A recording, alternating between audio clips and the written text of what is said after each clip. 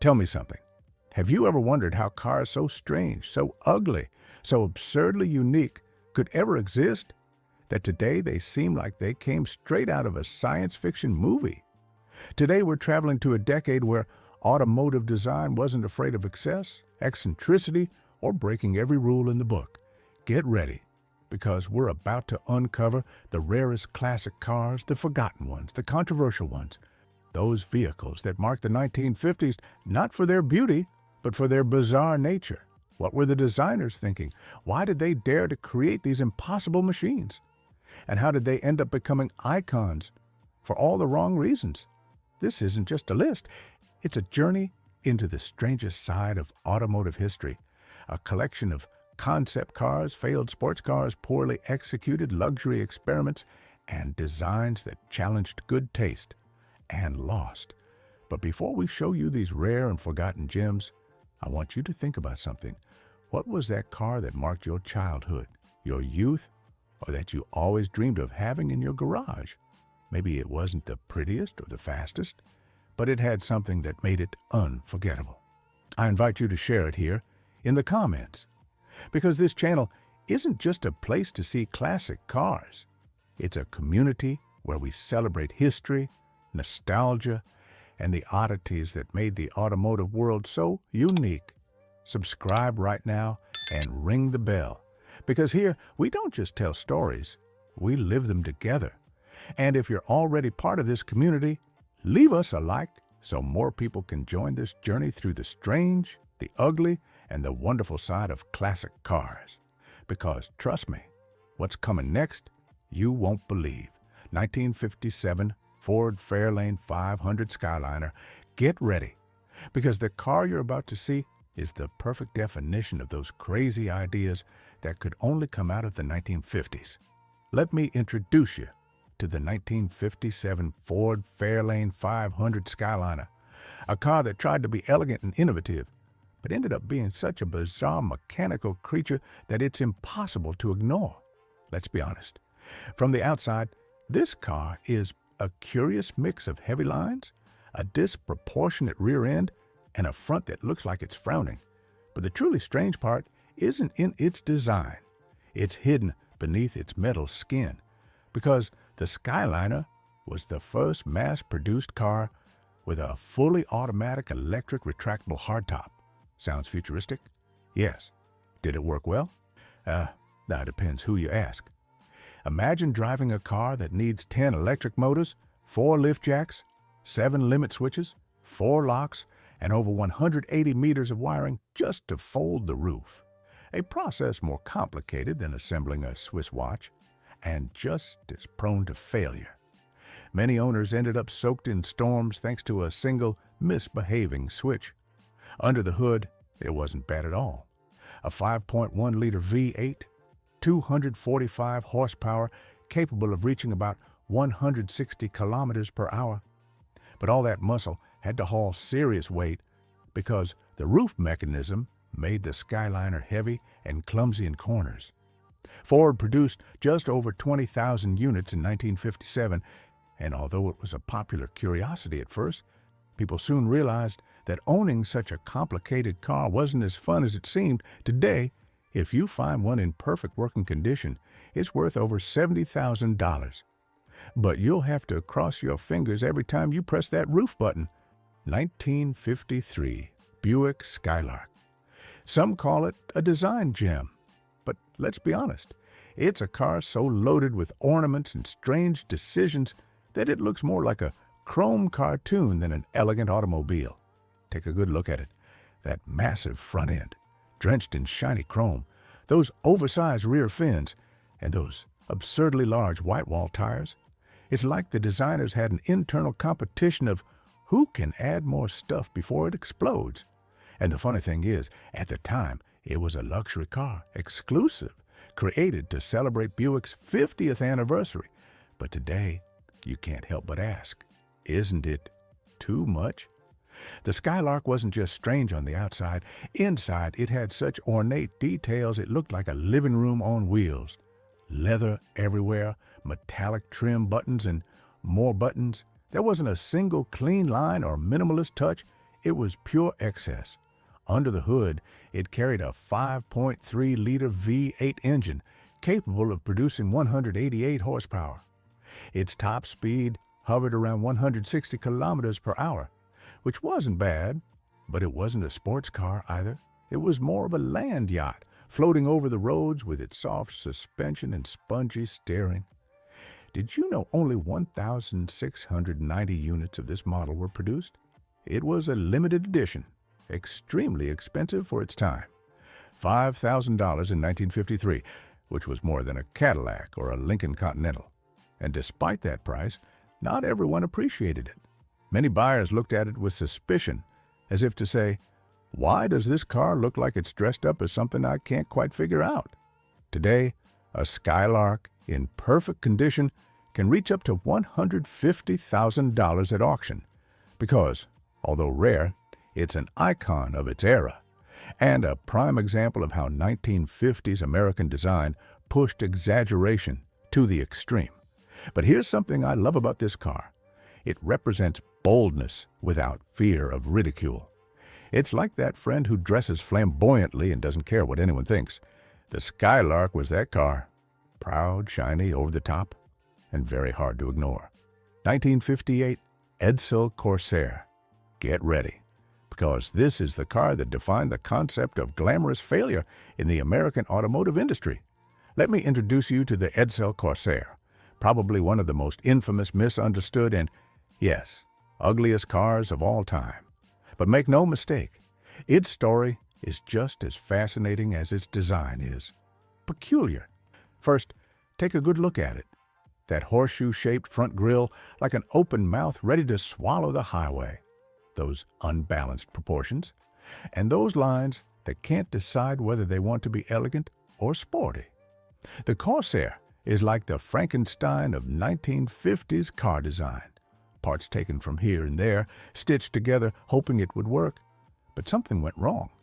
When Ford launched the Edsel brand, it did so with overwhelming ambition. They wanted to create a car positioned between their Ford and Mercury lines, filled with advanced technology and a unique style. But the result was a vehicle no one quite understood. Who was it for, really? And that looked strange from every angle. Under the hood, the Corsair came with a 6.7-liter V8 engine producing 345 horsepower. Not bad, right? But it wasn't all about power. It featured an automatic transmission called Touch, where, brace yourself, the gear selector buttons were placed in the center of the steering wheel. Yes, imagine trying to put it in reverse while turning. What could possibly go wrong? Its top speed hovered around 185 kilometers per hour, and it cost about $3,500 in 1958. But here comes the craziest part. Ford spent $250 million developing the Edsel brand, and it lasted only 3 years on the market. It was such a massive commercial disaster that today its name is synonymous with failure. Only 9,987 units of the Corsair were produced in 1958. And while it was rejected in its time, today it's a cult object among collectors of oddities. A well-preserved example can fetch over $50,000 at auction, not because it's beautiful, but because it's so rare and controversial that it became legendary. Do you know what's most intriguing about the Corsair? It was a car ahead of its time, but executed without love. They tried to pack in so much innovation, so many extras, that in the end, no one knew how to use it or how to love it. It was the car that wanted to be everything and ended up being nothing. So here's my question for you. If someone gave you an Edsel Corsair today, would you drive it proudly through town or pretend it wasn't yours? Because one thing's for sure, when a Corsair shows up, people can't help but look, even if it's with a face that says, "What is that?" 1957 Nash Metropolitan. If the Edsel was a car that was too big, with too much of everything, the Metropolitan was the opposite. A tiny car with so little of everything, it looked like it was made for a miniature version of the world. Take a good look at it. A chubby little body, Small wheels tucked under oversized fenders, a tiny grille that looks afraid to open its mouth. It's so compact, it resembles a toy, but not a cute one. More like one of those gifts you get and don't quite know what to do with. But don't be fooled. Behind its odd appearance was a very serious purpose. In the 1950s, Nash wanted to create a small, economical car for the American public, something revolutionary at a time when cars were big, powerful, and dripping with chrome. The Metropolitan was designed with urban housewives in mind, people who didn't need a land yacht just to run to the grocery store. Under the hood, things were modest. It had a 1.5-liter engine producing just 52 horsepower. Yes, 52. That's not a typo. Its top speed was 130 kilometers per hour, downhill with a tailwind, and 0 to 100 kilometers per hour took about 22 seconds. In other words, don't expect adrenaline here. But the funny part is, despite its size and performance, the Metropolitan was assembled in England by Austin and exported to the United States. So it was actually a foreign car in disguise, trying to fit into a market that craved excess, luxury, and power. Not a small round-faced oddball.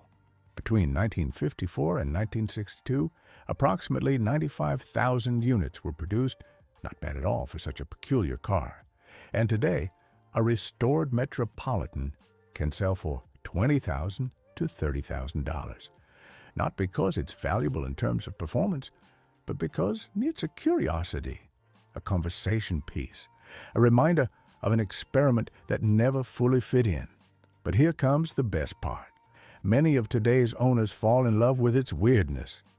They'd say driving a Metropolitan feels like taking a rolling smile down the road. Because, of course, when you're behind the wheel of something so small, so quirky, and so unintimidating, it's impossible to take life too seriously. 1950, Studebaker Champion Starlight Coupe. Now, I want you to close your eyes for a moment and imagine what a car would look like if a designer were inspired by a spaceship. No, I'm not exaggerating. Because that's exactly what the 1950 Studebaker Champion Starlight Coupe looks like, a futuristic capsule trapped in the body of a 1950s car. Take a good look. That elongated front end, like the nose of an airplane. The rear end that looks almost identical to the front if you see it from afar. And the strangest feature of all, those wraparound rear windows that circle almost the entire C-pillar, giving rear passengers a 180-degree panoramic view. It's as if the back of the car were designed for looking behind. But who really needed to see that much backward? No one knows.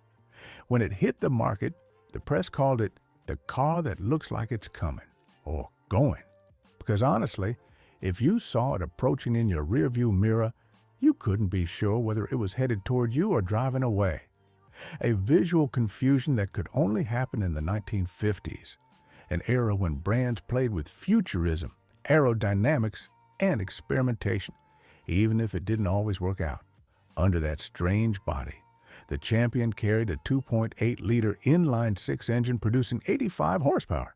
Its top speed was around 135 kilometers per hour, and it went from 0 to 100 kilometers per hour in, well, let's not count the seconds. It wasn't built for speed. This was a car to be seen in, not to race. Studebaker sold around 320,000 units of the Champion in 1950. An impressive number, but the Starlight Coupe model was the most polarizing. Some people loved it for its unique style. Others said it looked like a giant rolling insect. Today, it's a coveted piece among collectors and can fetch between $30,000 and $50,000, depending on condition. Did you know that the inspiration for those wraparound rear windows came directly from World War II bomber turrets? Yep, that's where the idea came from, giving rear passengers a lookout view, as if they were sitting in an aircraft cabin. A brilliant idea on paper, but a bit absurd in practice. After all, how often do you need to survey the horizon from the back seat of a car? 1954, Kaiser Darrin. And now, get ready, because what's coming is one of the strangest and most forgotten cars of the 1950s, Meet the Kaiser Darrin, a roadster that wanted to be sporty, elegant, and innovative, but ended up being remembered for one of the weirdest design choices in automotive history. Let's break it down. Just look at it.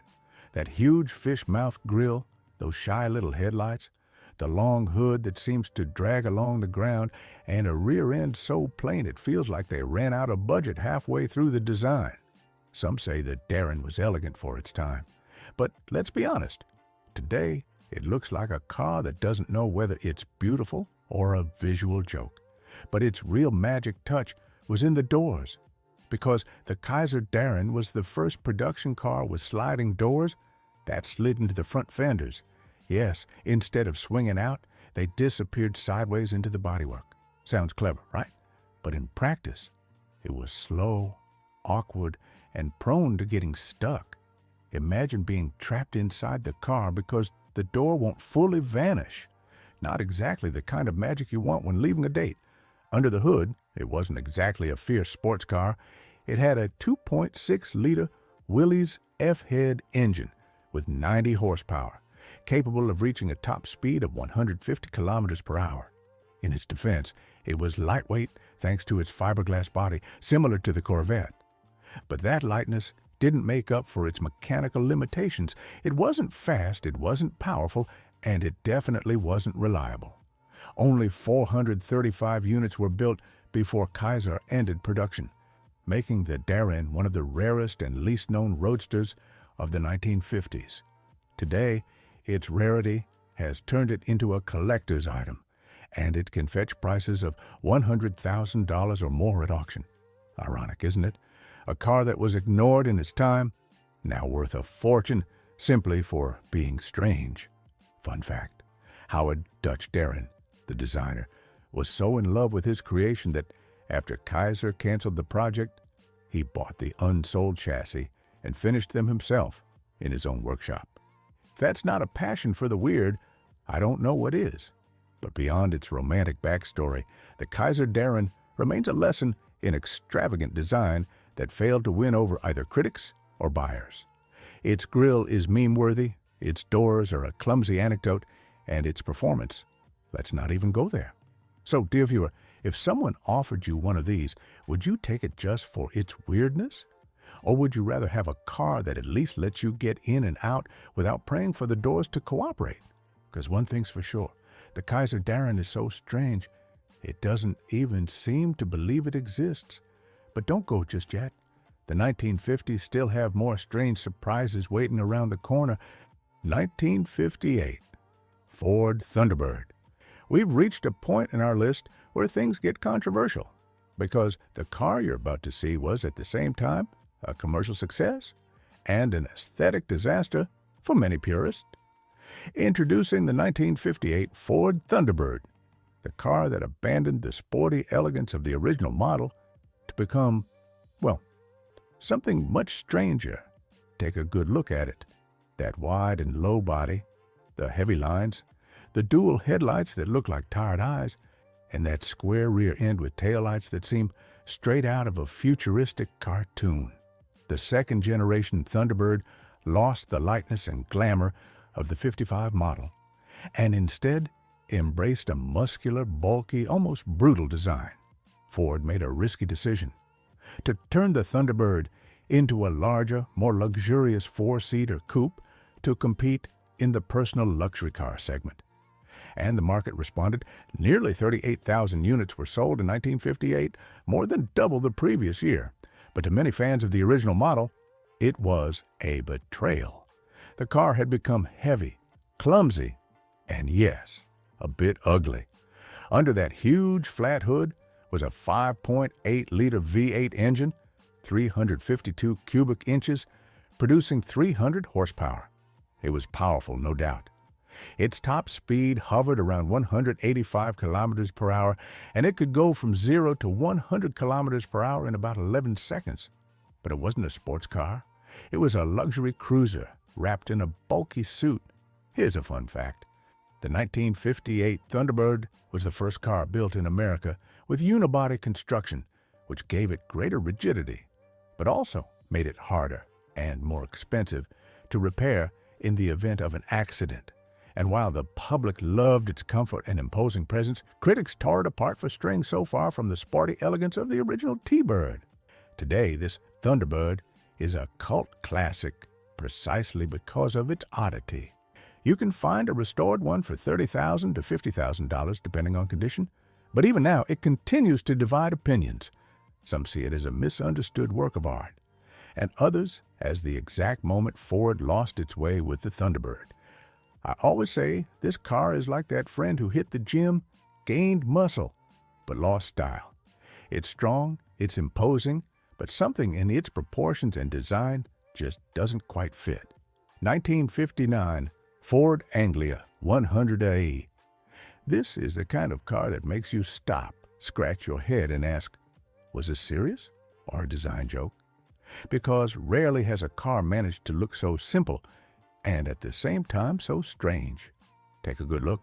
Those square lines, the hood flat as an ironing board, round headlights that are far too small for the body, and a rear end that seems to have forgotten it needed a personality. The Anglia 100E is an exercise in minimalism taken to the extreme. So stripped of detail, it ends up looking unfinished. But it wasn't meant to be beautiful. This car was practical, cheap, functional, and nothing more. Ford launched it as an economical option for the British market at a time when post-war budgets were still tight for many families. It was small, simple, easy to maintain, but the price was sacrificing any attempt at visual appeal. Under the hood, things didn't get much better. It had a 1.2-liter engine producing 36 horsepower. Yes, 36. Its top speed barely reached 110 kilometers per hour and 0 to 100 kilometers per hour. Let's not even ask, because you probably needed a downhill slope and a tailwind to get there.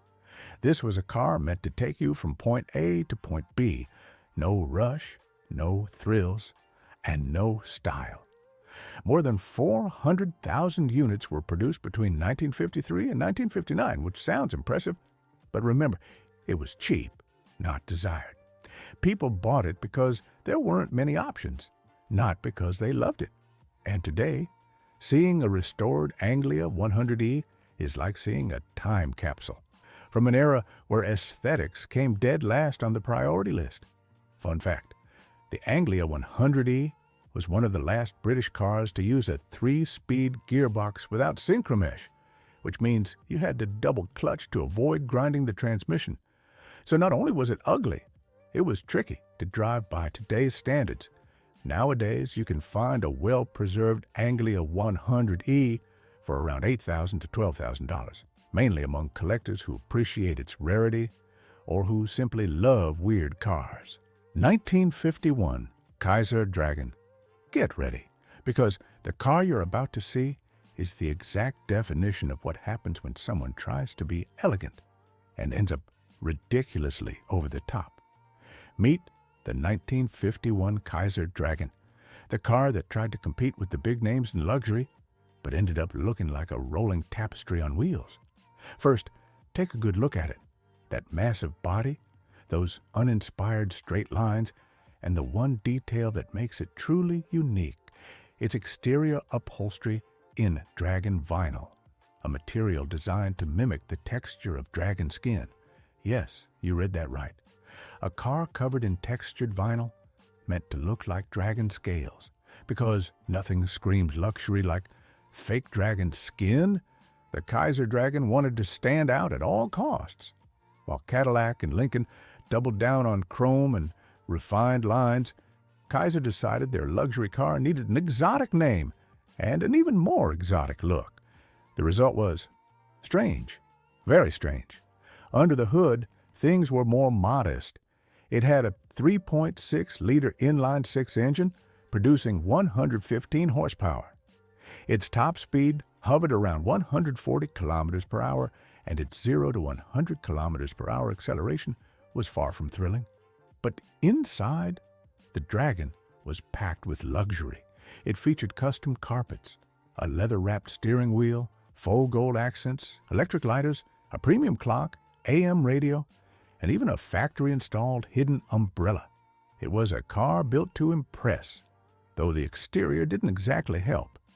That scaly texture, combined with gold badges and heavy lines, made the Dragon feel more like a fashion experiment than a serious automobile. Only about 1,600 units were ever produced, making it an instant rarity.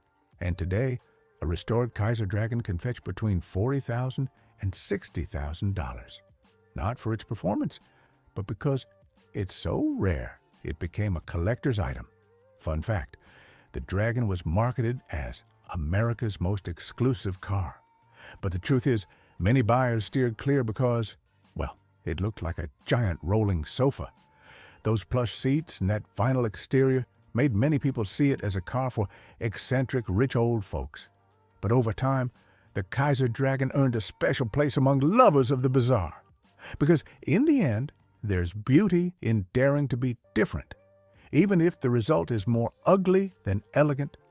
So let me ask you, dear viewer, would you dare to drive a car wrapped in dragon skin, or would you rather leave it as a museum piece, something to admire with equal parts fascination and horror? Because one thing's for sure, the Kaiser Dragon looks like nothing else, and that's probably exactly why it ended up forgotten. 1955, Packard Caribbean. Now we come to a car that honestly wanted to be the epitome of luxury, but ended up being such a mix of colors and decorations that today it looks more like a rolling wedding cake than an elegant automobile. Meet the 1955 Packard Caribbean, the car that tried to compete with Cadillac and Lincoln and lost the battle for good taste along the way. First, take a look at it. That huge, heavy body, the chrome-loaded grille, the zigzag side moldings, and the three contrasting color combinations. Yes, 3 different colors on the same body. It's as if the Packard designer said, why settle for 2 colors when we can use 3 and cover it all in stripes? And the result? Well, it's unique, but not necessarily attractive. The Caribbean was Packard's flagship, their most expensive and luxurious model. Only 500 units were produced in 1955, all convertibles and fully loaded. Power steering, power brakes, electric window lifts, power seats, and a revolutionary self-leveling suspension. And even though it was packed with technology and comfort, its flashy aesthetic and loud colors made it look more ostentatious than elegant. Under the hood, it had a 5.8-liter V8 engine, 352 cubic inches, producing 275 horsepower. Its top speed was around 180 kilometers per hour, and it could accelerate from 0 to 100 kilometers per hour in about 11 seconds. Not bad for such a large and heavy car, though it wasn't a sports car, but a luxury cruiser. Here's a fun fact. The Caribbean pioneered a rear self-leveling suspension system that automatically adjusted the car's height based on weight and road conditions. Innovative, no doubt. But the system was complex and prone to failure, which turned the car into a mechanical nightmare for many owners. Today, a restored Packard Caribbean can be worth between $90,000 and $150,000, as its rarity and place in automotive history have made it a collector's item. But that doesn't change the fact that its design remains controversial. Some love it for its eccentricity, and others see it as the perfect example of too much is too much. I always say the Caribbean is like that friend who wears all the jewelry and the most expensive clothes at once, thinking it makes them look more elegant. And maybe in the 1950s, that was a symbol of status. But through modern eyes, it's a visual mix that's hard to digest. And so we wrap up this journey through the ugliest, weirdest, and most mind-bending cars of the 1950s. Those machines that defy logic, design, and good taste. But in the end, we just can't stop looking at them. Now, I want to hear your opinion. Which of these cars seemed the strangest to you? Which one would you dare to drive? And which one would you never, ever park in your garage? Tell me in the comments, because your voice is what keeps this community of lovers of the classic, the forgotten, and the unexpected growing. And if you enjoyed exploring the dark, strange, and extravagant side of the 1950s, you can't miss our video on the most beautiful American cars of the 1950s. I promise you'll see the most striking contrast between automotive beauty and bizarre design. See you in the next video, classic car lover.